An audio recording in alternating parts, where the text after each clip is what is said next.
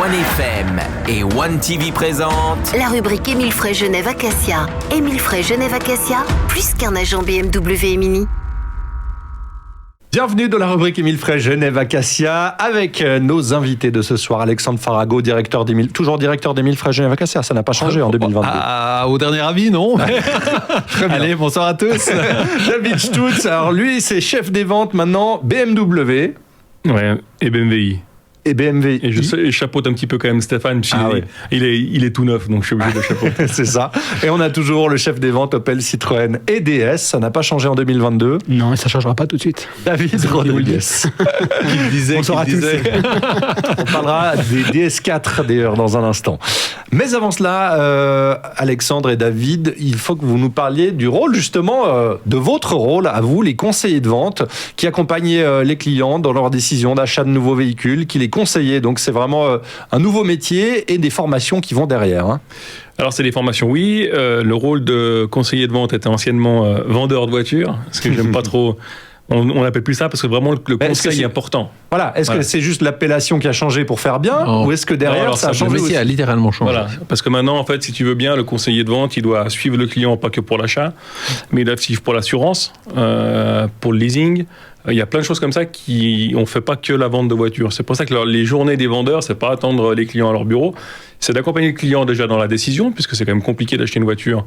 Chez BMW, il y a beaucoup d'options. On est là pour justement dire aux clients qu'est-ce qu'il aurait besoin ou ce qu'il pourrait supprimer.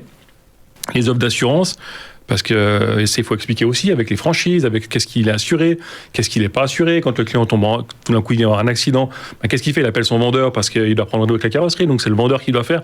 Il y a vraiment, c'est pas on vend et après on s'occupe plus du client. Je dirais, par exemple, je prends en moyenne 4 ans pour un leasing. Pendant 4 ans, le client il va régulièrement, ou le conseiller de vente va aussi régulièrement appeler son client pour savoir comment ça se passe. Mais le client va appeler aussi son conseiller pour se faire conseiller pour des roues d'hiver, qu'est-ce qu'il conseillerait pour le style de voiture. Je vais souvent à la montagne, est-ce qu'il me faut des chaînes? Donc on est vraiment là pour répondre à toutes les questions qu'on n'avait peut-être pas il y a une vingtaine d'années où vraiment il y avait le vendeur qui était là, il signait un contrat et puis le client il partait et puis on le revoyait pas. C'est vraiment, je pense que c'est l'idée de maintenant, c'est d'apporter un conseil supplémentaire, que ça soit dans l'achat et le suivi simplement du véhicule. Vous avez quelle formation d'ailleurs en tant que conseiller de vente? Rien. Non, alors, c'est quelque chose qui s'apprend et que vous mettez en place ensuite des formations internes? Absolument. Donc, il y a des formations internes, il y a des formations des différents importateurs par rapport à la connaissance du produit, mais également, on l'avait souligné dans une émission également concernant la formation, l'accueil également. On a eu certains de nos conseillers de vente qui ont eu l'occasion d'aller chez Suisse pour voir le système d'accueil et de service des stewards et hôtesses de l'air. Donc, il y a tout un processus et maintenant, il y a de nouvelles formations qui ont été mises sur place pour avoir le diplôme de conseiller de vente. Et ça va encore un petit peu plus loin, ça va jusqu'à chef de vente, etc. C'était un petit peu délaissé avant. Et maintenant, on retrouve cette formation. Si vous voulez tester l'accueil des conseillers de vente d'Émile Frey Genève Acacia, rendez-vous à la route des Acacias et toute l'équipe vous attend avec le sourire. Avec plaisir. Parle logistique dans un instant et pièces accessoires dans la suite de la rubrique Émile Frey Genève Acacia.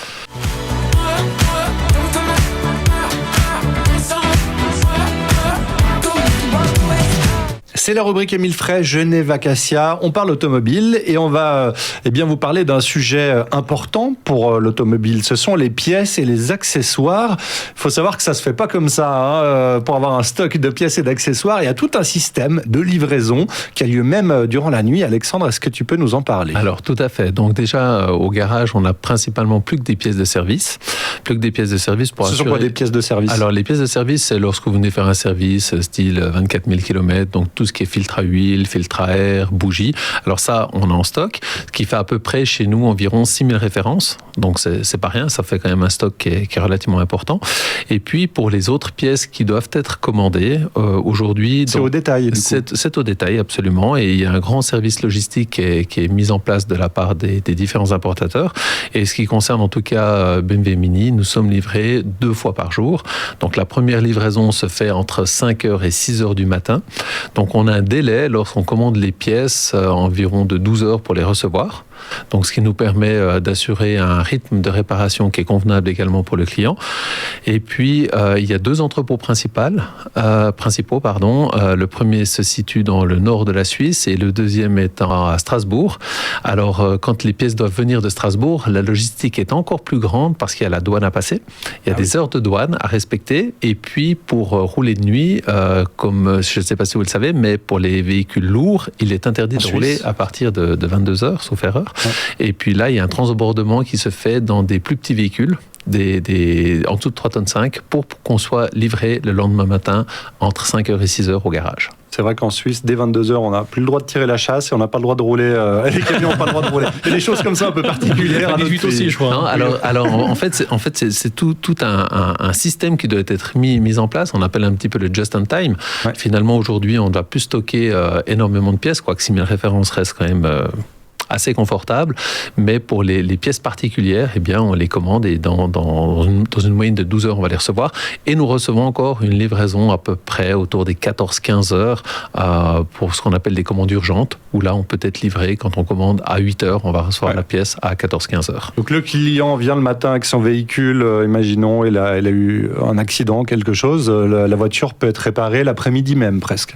Presque, tout à fait. Presque. Ça dépend le type de réparation. Ouais. Mais là, effectivement, les pièces arrivent relativement rapidement. Et puis ensuite, après, il y a un deuxième système qu'on appelle le reliquat d'usine. C'est quand la pièce n'est pas disponible. Et bien là, on passe pas encore par un autre biais. Et là, ça vient directement depuis Munich, où il y a encore un plus grand entrepôt qui est centralisé.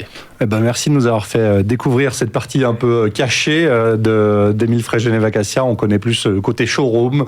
Et là, c'est un peu ce qui se passe en coulisses. Tout à fait. Avec les nombreux collaborateurs. Merci beaucoup. On parlera DS4 dans un instant.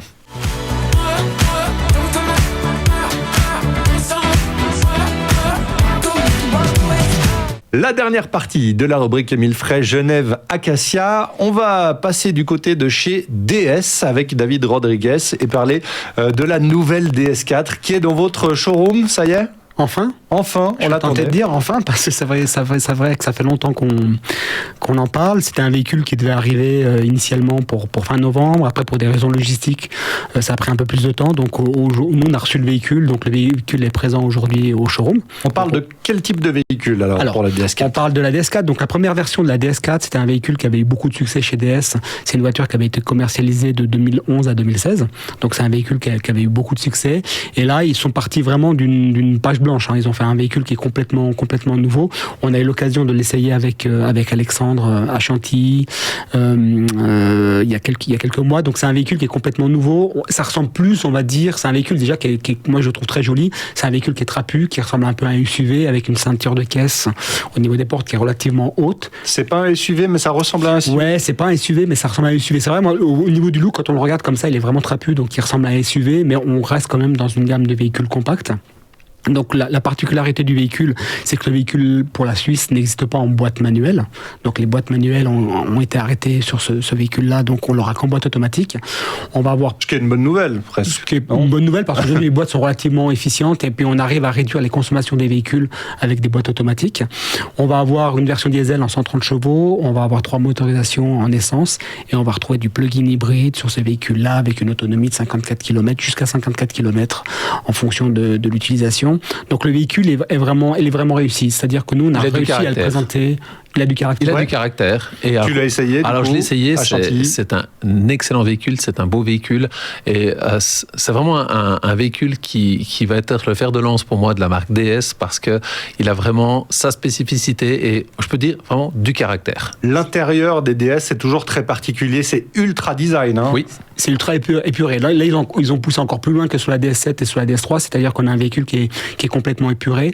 Et pour rejoindre ce que disait Alexandre, c'est vraiment on attend ce véhicule parce que on a pu le présenter à quelques clients privilégiés, on a fait un micro événement et c'est clair que les gens, les journalistes même trouvent que le véhicule est extrêmement réussi, donc on l'attend avec impatience parce que pour nous ce sera dans la même lignée que l'ancienne DS4 un succès commercial.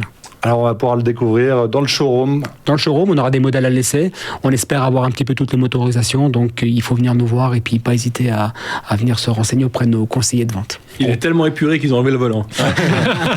Pas encore, mais ça arrivera. On a parlé des innovations technologiques. La motorisation en un mot. Alors motorisation en un mot, on aura du diesel 130 chevaux, on va avoir de l'essence de 130 chevaux à 225 chevaux et un plug-in hybride à 225 chevaux. Merci messieurs, bonne soirée à tous. Très bonne soirée à tous. La rubrique en vidéo sur le Facebook de OneFM et sur One TV.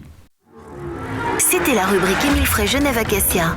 Émile Frey Genève Acacia, plus qu'un agent BMW et Mini.